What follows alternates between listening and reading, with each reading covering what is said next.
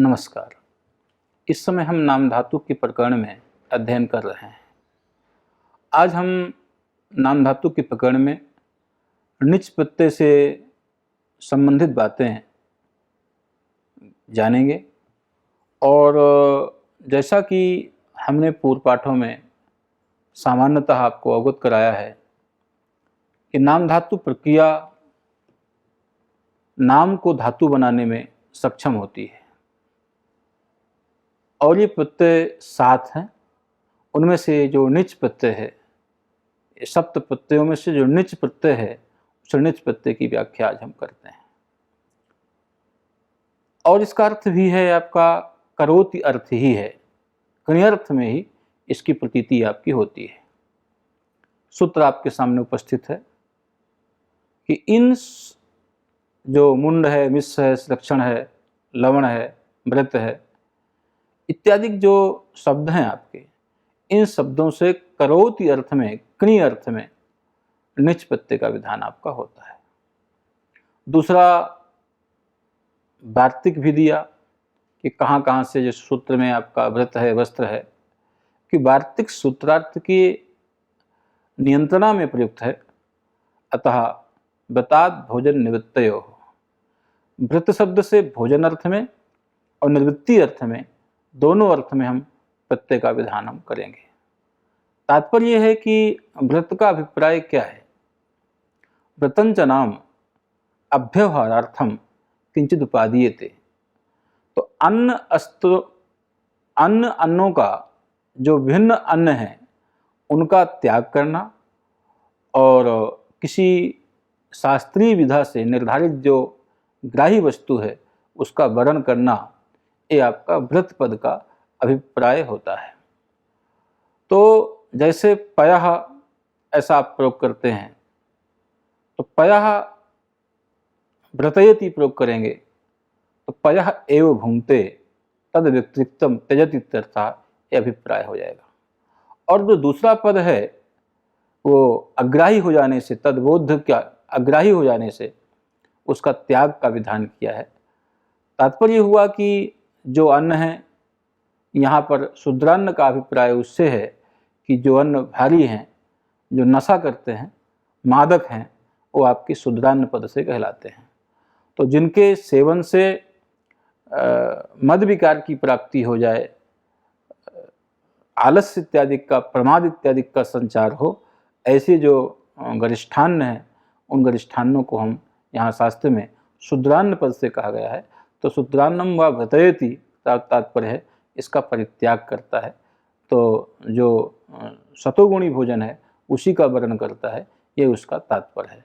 और संवस्त्रयस में जो संवस्त्रयति आपका प्रयोग है, यहाँ आच्छादन अर्थ की प्रतीति आपकी मालूम पड़ जाएगी। इसलिए व्रतात् भोजन निवृत्तयोः ये आपका है, ये विचार आपको करना है। और उसके बाद जो हल्यादि शब्द हैं, जो काष्ठ है, जो कृषि की समीकरण, जो जोती हुई कृषि है उसको जो हम समान बनाते हैं, समतल करते हैं, उसके लिए जिस काष्ठ का उपादान होता है, ग्रहण होता है, उसको हम हलि पद से बोलते हैं। तो ये हलि शब्द से णिच प्रत्यय करके, लोपादि करके ये हलयति इस प्रकार का प्रयोग बनते हैं। तो ये हलयति ऐसा आपका व्यवस्था है।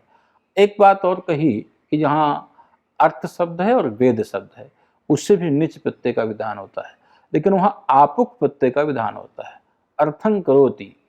तो इसी स्थिति में अर्थापेति ऐसा प्रयोग बन जाता है। अर्थ है णिच है, आपुक का विधान करेंगे, अर्थापि ऐसा प्रयोग बनता है।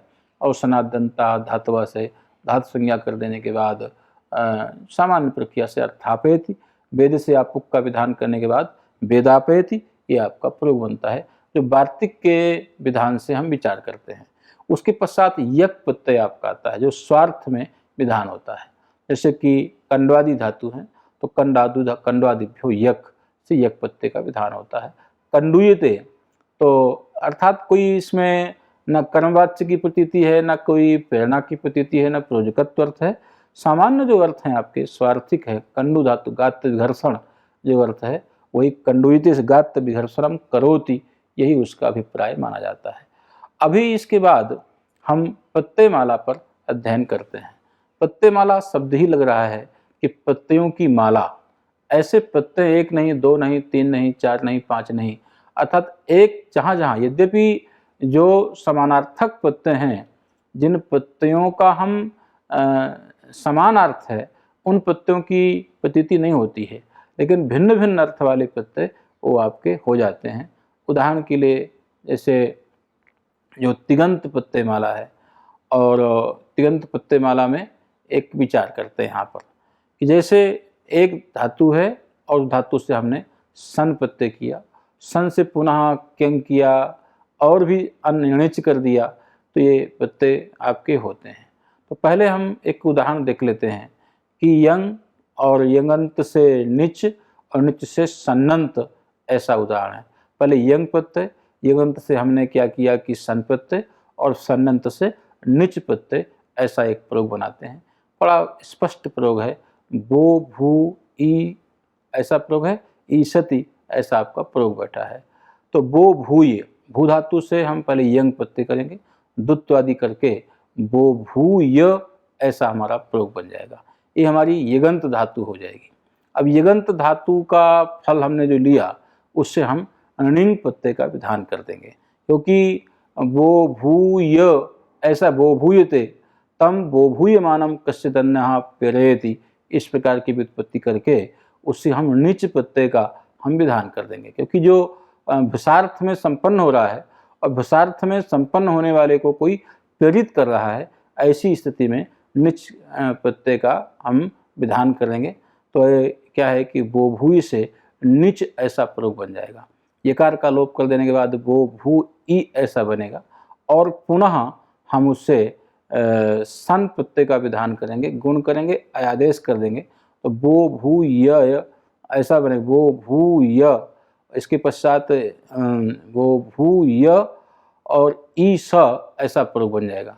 दुत्व करेंगे तो दुत्व का मतलब क्या है कि यहाँ पर इकार को दुत्व हो जाएगा, तो ई ऐसा प्रयोग बन जाएगा। तो वो भू ई य सति, इस प्रकार का प्रयोग बन जाएगा। और पुनः अनंत का प्रयोग करेंगे तो णिच को बाद में गुणा आदेश करके एक यकार की प्रत्यापत्ति और हो जाएगी। इस तरह से वो भूयिष्यति, ये आपका प्रयोग आपके सामने हो गया है।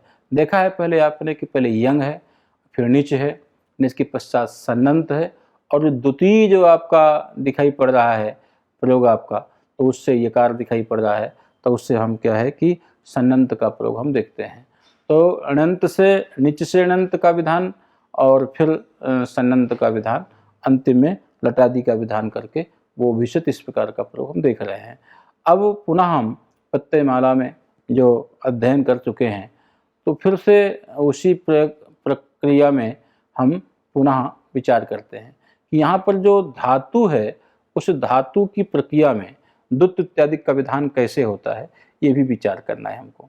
क्योंकि यहाँ पर दो वार्तिक है आपके कि कंडवादेश तृतीय से वक्तव्यम, जो कंडवादी हैं उनको तृतीय एकाच को दुत्व होता है। एक सूत्र आपका है बहुत है, एकाचोदय प्रथमस्य अजादिर द्वितीयस्य, लेकिन इन दोनों की व्यवस्था का अतिक्रमण करते हुए कंडवादी में तृतीय एकाच को दुत्व का विधान हम करते हैं।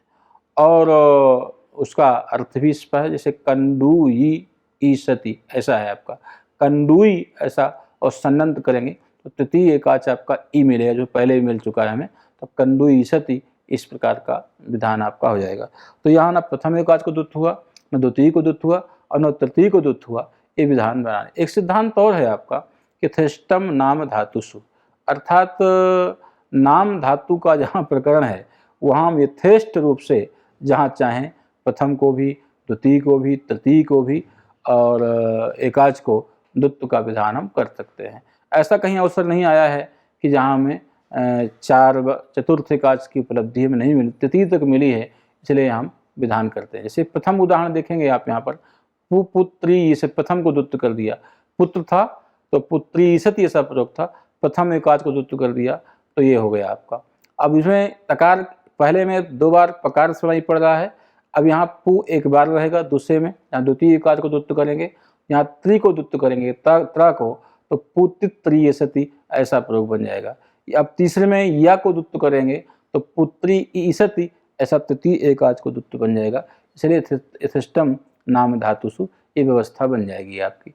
अब कहीं कहीं यंग सन, णंत सन, ये आपका बहुभूषित प्रयोग बना है, कहीं कहीं यंग है, नीच है, सन है, और फिर उच्च निच प्रत्यय का विधान किया।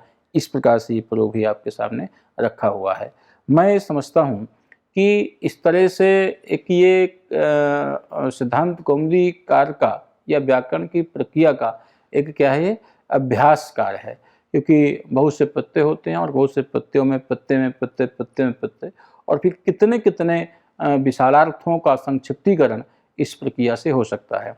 और यह प्रक्रिया व्याकरण की प्रक्रिया के लिए अत्यंत उपयोगी तो है ही, लेकिन सामान्य रूप से अर्थावबोध के लिए भी ये प्रक्रिया बहुत ही उपयुक्त है। आज के पाठ में और इस प्रकरण में सामान्यतः यही इतना ही अध्ययन करते हैं और इस प्रकरण को समाप्त करते हैं।